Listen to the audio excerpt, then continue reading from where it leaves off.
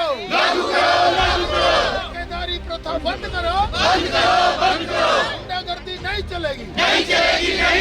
BJP शासन मुर्दाबाद, we want justice, गुंडागर्दी नहीं चलेगी। बीजेपी शासन हाय हाय, बीजेपी शासन हाय हाय, भोगल हाय हाय, बीजेपी शासन मुर्दाबाद, गुंडागर्दी नहीं चलेगी। बीजेपी शासन मुर्दाबाद, जॉइंट एक्शन कमेटी जिंदाबाद, जॉइंट एक्शन कमेटी जिंदाबाद, शासन मुर्दाबाद, गुंडागर्दी नहीं चलेगी।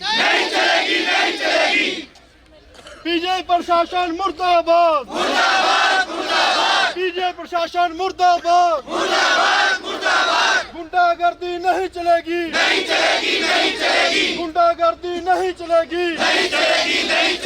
साडा हक, साडा हक, साडा हक। बीजेपी प्रशासन मुर्दाबाद, बीजेपी प्रशासन मुर्दाबाद, बीजेपी प्रशासन मुर्दाबाद। मजदूर मजदूर भाई भाई लेके हटाएंगे पाई पाई।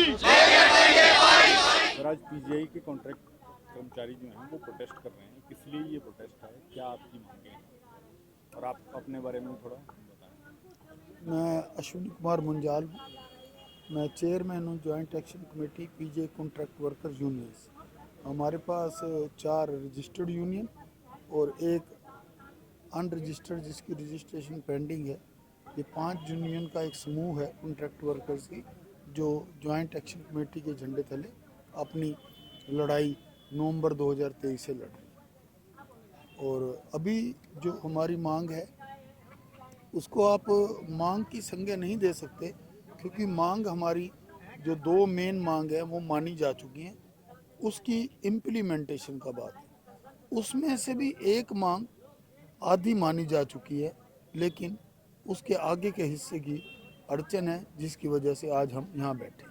पहली मांग हमारी थी 2006 से चल रही थी, चल तो 96 से रही थी, लेकिन भारत सरकार के श्रम मंत्रालय के आगे 2006 से चल रही थी कि पीजीआई के अंदर ठेकेदारी प्रथा को बंद किया जाए। 4 कैटेगरी का हमारा केस चल रहा था, जिसके अंदर सफाई कर्मचारी, सिक्योरिटी गार्ड, किचन स्टाफ जिसमें बीयर और कुक्स हैं, और हॉस्पिटल अटेंडेंट जिसको आम भाषा में वार्ड बॉय भी कह देते हैं। तो इन 4 कैटेगरी का केस चल रहा था कि इनकी ठेकेदारी प्रथा कम बंद की जाए। 8 साल की सुनवाई के बाद, क्योंकि बोर्ड है देश में जिसका नाम है central advisory contract labour board, जो ये फैसला करता है कि ठेकेदारी प्रथा ठीक चल रही है या गलत चल रही है।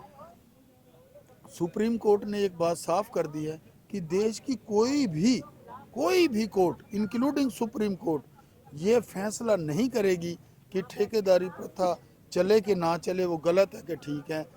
वो सिर्फ हक मिला है CACLB जिसको सेंट्रल एडवाइजरी कॉन्ट्रैक्ट, हाँ उसके फैसले को किसी ने आगे चैलेंज करना हो वो कोर्ट में जा सकता है, लेकिन कोई भी कोर्ट, देश की कोई भी कोर्ट ये फैसला नहीं कर सकती कि ये ठेकेदारी प्रथा बंद होनी चाहिए या ठीक चल रही है। ये फैसला सिर्फ बोर्ड कर सकता है। उस बोर्ड ने हमें 8 साल सुना, 2006 से 14 तक, और मई 2014 में उन्होंने अपना फैसला दे दिया कि ठेकेदारी प्रथा इन 4 कैटेगरी की बंद करो, और उसके साथ उनकी रिकमेंडेशन फाइनल नहीं होती। वो रिकमेंडेशन भारत सरकार के श्रम मंत्रालय के पास जाती हैं। अगर श्रम मंत्रालय उस बात को मानकर एक नोटिफिकेशन अधिसूचना जारी करता है, तब उसको मान्यता मिलती है, तब वो फाइनल हो जाता है। तो 12 दिसंबर 2014 को नोटिफिकेशन हो गई कि इस पीजीआई के अंदर ये 4 कैटेगरी की ठेकेदारी प्रथा बंद कर दो। तो हम 2014 में ये बात जीत गए, लेकिन इनको पक्का करना था, इन्होंने ठेकेदारी प्रथा बंद नहीं की। तो भारत सरकार ने इनके खिलाफ पीजीआई के अप्रैल 15 में क्रिमिनल केस दायर कर दिए सेक्टर 43 की कोर्ट में। ये हाई कोर्ट भागे, हाई कोर्ट ने क्रिमिनल केस तो स्टे कर दिया, लेकिन नोटिफिकेशन स्टे नहीं की। तो झगड़ा चलता रहा, और ये बोर्ड के पास गए कि हमें 2 साल का समय दे दो, हम इनको पक्का कर देंगे। तो 26 अप्रैल 18 को भारत सरकार के बोर्ड ने इनको 2 साल का समय दिया कि आप 2 साल के अंदर इनको पक्का कर दो, और साथ के साथ स्वास्थ्य मंत्रालय भारत सरकार को भी बोला कि पोस्टें क्रिएट करने में जो आपका रोल है वो रोल पूरा करके ये काम पूरा करो। एक शर्त रखी और कि भाई आप जब तक पक्का नहीं करते इनको पक्के के बराबर तनख्वाह दोगे, जिसको हम सेम एंड सिमिलर वेज कहते हैं। वो रूल 25 है, contract labour regulation and abolition rules हैं 1971, उसके तहत पक्के के बराबर सैलरी मिलनी चाहिए। हम हाई कोर्ट में गए कि भाई इनको 2 साल की एग्जाम्पशन मिल गई है, इनका केस अब ख़त्म करो और हमारे पैसे दो। 13 मार्च 2019 को भारत सरकार हाई कोर्ट ने, माननीय उच्च न्यायालय ने इनका केस डिसमिस किया और जजमेंट में कहा कि जो 2 साल तो आप इनको लोगे पक्का करने में, इनके जो 2018 से आपने पैसे देने वो पैसे दिए हैं। लेकिन पीजे प्रशासन ने 2 साल का एग्जाम्पशन तो ले ली, एंजॉय कर रहे हैं, लेकिन उस समय हमारा पैसा नहीं दिया। हाई कोर्ट में मसला चलता रहा, बीच में कोविड आ गया, कोविड के दौरान मसला ठंडा हुआ, 21-22 में दोबारा से चला और अंततः 46 करोड़ रुपए हमारा इकट्ठा हो गया। इन्होंने एक चिट्ठी दी भारत सरकार ने, स्वास्थ्य मंत्रालय ने, कि हाई कोर्ट से 6 हफ्ते का समय ले लो। ये बात है 6 जुलाई 2023 की, कि 6 हफ्ते में हम इनके पैसे दे दें। वो पीरियड अगस्त में ख़त्म हुआ। अगस्त में डेट लगी हाई कोर्ट की, ना पीजीआई का वकील गया ना भारत सरकार का वकील गया। तो हमें बहुत दुख लगा कि हम 5 साल से लड़ रहे हैं, हाई कोर्ट की जजमेंट आ चुकी है, हाई कोर्ट में रिटर्न दे के भी झूठ कर गए, वो झूठा हो गया और हमारे पैसे नहीं दे रहे। तब हमने जॉइंट एक्शन कमेटी का गठन किया और नवंबर 2023 से अपनी लड़ाई शुरू की। और उस लड़ाई का एक मोड़ पे 20 जनवरी को 24 को डायरेक्टर ने हमसे समझौता किया रिटर्न, कि मैं 7 फरवरी से आपकी रिवाइज सैलरी दे दूंगा और एरियर जो है कुछ समय में दूंगा। तो हम तैयार हो गए, हमने वो एग्रीमेंट साइन कर लिया। और लेकिन डायरेक्टर पीजे ने धोखा दिया, दोबारा हाई कोर्ट चले गए, हमारी एंट्री बैन करवा दी, हड़तालों पे बैन लगवा दिया और हमें ऐसे तंग करने का एक फार्मूला शुरू कर दिया और ये कह दिया कि इनके ऊपर एस्मा की कार्रवाई की जाए, जबकि एस्मा पीजे में था ही नहीं। तो अप्रैल 24 में हम जब अपना एक यहाँ से प्रदर्शन लेके सेक्टर 25 रैली लेके जा रहे थे, तो हमारे 8-10 लोगों को अरेस्ट किया गया। 2 अप्रैल को रात को हमें जेल ले गए और 3 अप्रैल 2024 को यहाँ पर हड़ताल हो गई। वो हड़ताल इनके कारण हुई क्योंकि इन्होंने हमारे नेतागण को अरेस्ट कर लिया, जिसमें मैं भी था और 4-5 साथी थे। जैसे ही हम जेल गए, आप हैरान हो जाओगे, जो पैसे हाई कोर्ट ने कहे थे 2019 में 13 मार्च को और भारत सरकार ने कहे थे 9-10-18 को, वो पैसे 3 अप्रैल 24 को 46 करोड़ की सैंक्शन, हम जेल में बैठे हैं और ये सैंक्शन आ गई स्वास्थ्य मंत्रालय को और वहाँ से 19 अप्रैल को यहाँ पहुँच गई। और हमें उसके तहत पैसे जब बांटने लगे तो पता चला कि ये तो 46 करोड़ आए हैं, एक कैटेगरी का नाम रह गया और वो बहुत बड़ी कैटेगरी है हॉस्पिटल अटेंडेंट की, उनके 30 करोड़ रह गए। तो 11 जून को फिर एक बार हड़ताल होगी कि भाई आपने तो बहुत बड़ा धोखा दिया, आपने ऐसी बड़ी गलती कैसे की कि 30 करोड़ रुपए एक कैटेगरी को छोड़ दिया, जबकि इससे पहले जब पैसे सैंक्शन के लिए भेजा था उनका नाम था। तो इन्होंने कहा कि देखो जो 46 करोड़ आ गए हैं उसमें से आज हम आपके खातों में आज ही पैसा डाल देंगे, इतना इतना 1 साल का 2 साल का, और उनके लिए कल 12 जून को हम नई चिट्ठी लिख देंगे, 30 करोड़ उनका भी आ जाए।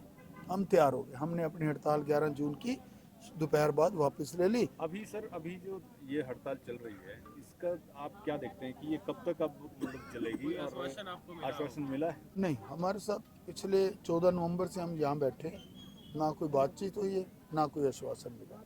बीच में सर बात आ रही थी कि 31 दिसंबर तक का समय जो है वो पीजीआई ने लिया हुआ है, ऐसी भी कोई बात है? 31 जनवरी तक इन्होंने समय, अपने जो सरकारी पिट्ठू हैं, जो पीजीआई के दलाल हैं 3-4, जिनका कोई जॉइंट एक्शन कमेटी से लेना नहीं, किसी यूनियन से लेना देना नहीं, उनको चुपके से बुलाया, उनसे कोई समझौता किया और उसके 3 बंदों के साइन करके बाजार में फेंक दिया, ताकि जो 23 तारीख को प्रोटेस्ट होना है उसमें लोग गुमराह हो जाएं, कम जाएं कि पीजीआई प्रशासन मान गया है कि हम 31 जनवरी को आपके सारे एरिया दे दें। लेकिन जब हमने वो पढ़ा, पहली बात तो खुशी तो हमें हुई कि 31 जनवरी को वो हमारे पैसे दे देंगे, लेकिन ये समझौता ऐसे बंदों के साथ हो जिनकी ना कोई मेंबरशिप है, ना कोई यूनियन है, ना कुछ है। और वैसे भी सरकार का जो कानून है सिर्फ वही यूनियन नेगोशिएट कर सकती है और उसी के साथ समझौता हो सकता है जिसके पास 51% मेंबरशिप हो। वो 51% मेंबरशिप का तो वो तो इंडिविजुअल 2-4 लोग हैं जिनका कोई लेना देना नहीं। 51 क्या 10% भी अगर दिखा दें उनके साथ मेंबर हैं। तो हमने कहा कि हम भी, आप हमारे साथ समझौता करो, हम तैयार हैं 31 जनवरी तक अगर आप हमारे पैसे देते हो, लेकिन गोल मोल नहीं। हमारे 90 करोड़ बकाया हैं, एक 13 जनवरी 24 से आज तक का बकाया 60 करोड़, और जो 76 करोड़ आपके पास आ गया है उसमें से आपने गैर कानूनी ढंग से 20 करोड़ रोक रखा है। कब कब कौन सा पैसा मिलेगा? और सुपरवाइज़र, सीवरमैन, सेंट्री इंस्पेक्टर और कुछ स्टाफ हमारा एनएचई में काम करता है जिसको हम नेहरू हॉस्पिटल एक्सटेंशन बोलते हैं, और साथ में संगरूर में भी काम करते हैं, उनका भी पैसा है। तो आप अगर कोई समझौता करना है तो एक कंप्रीहेंसिव और क्लियर समझौता हो ताकि हम अपनी बैरक में चले जाएं, हम अपना सारा एजिटेशन बंद कर देंगे। लेकिन 2 दिन का हमने समय दिया, 2 दिन में उनका कोई जवाब नहीं आया। लेकिन हमने अपनी तरफ से 23 तारीख का जो बंद रखा था उसको पोस्टपोन कर दिया, डेफर कर दिया, इस उम्मीद में कि समझौता होगा, लेकिन नहीं हुआ। एक और बात है, 17 दिसंबर से हमारे 2 साथी मरण वर्ग पर बैठे हुए थे, उनकी तबीयत बिगड़ गई, उनका ग्लूकोज लेवल कम हो गया, उनकी वेट कम हो गया, उनका ब्लड प्रेशर डाउन चला गया, लेकिन पीजे प्रशासन को जूं नहीं रेंगी। फिर भी हमने 22 दिसंबर को उनको जूस पिला के उठाया ताकि 31 जनवरी तक जो पैसे दे रहे हैं हमारे साथ भी समझौता हो जाएगा, लेकिन हुआ नहीं।